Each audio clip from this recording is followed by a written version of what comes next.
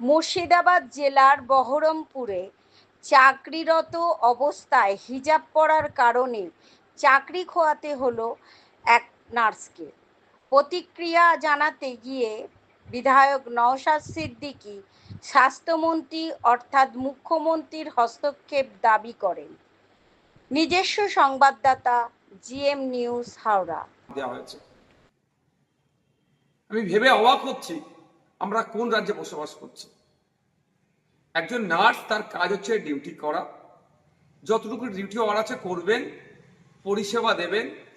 সে হিজাব পরে থাকলো, মাথায় সিঁদুর থাকলো, বা হাতে শাখা পালা থাকলো, এটা ম্যাটার করে না।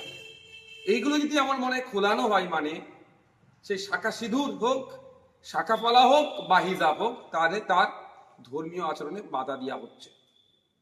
আমরা কোন রাজ্যে বসবাস করছি?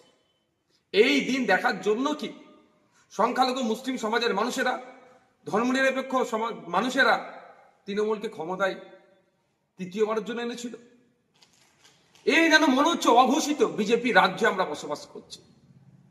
কখনো ওয়াকফ আন্দোলন করতে গেলে আটকানো হচ্ছে, কখনো তিলোত্তমার বিচার ঠিকঠাক বিচার চাইতে গেলে মিথ্যা মামলা দেওয়া হচ্ছে।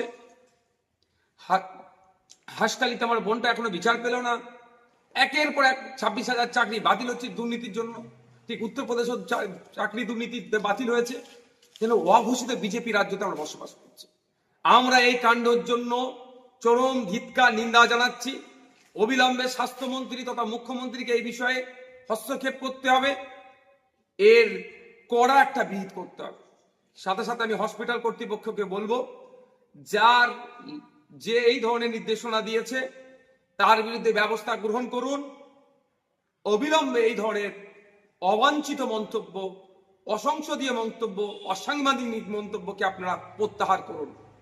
কারণ ক্লিনিক্যাল এস্টাবলিশমেন্ট অ্যাক্টে কোনো জায়গায় উল্লেখ নাই যে হিজাব পরে ডিউটি করতে পারবেন না একজন নার্স, বা শাখা পরে পালা পরে ডিউটি করতে পারবেন না, এই ধরনের উল্লেখ নাই।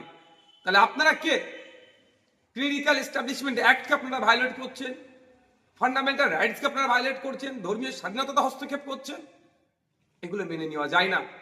আর এটা নতুন নয়, এর আগে অধ্যাপিকাকে অপমানিত হতে হয়েছে।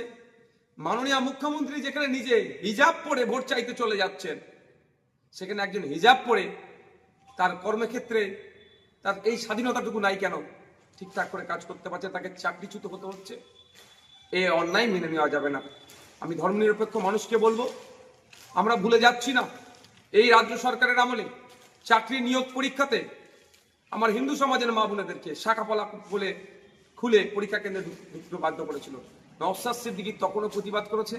এখন মুসলিম সমাজের একটি মহিলাকে হিজাব পরার জন্য চাকরিচ্যুত করেছে, তার জন্য প্রতিবাদ করছে।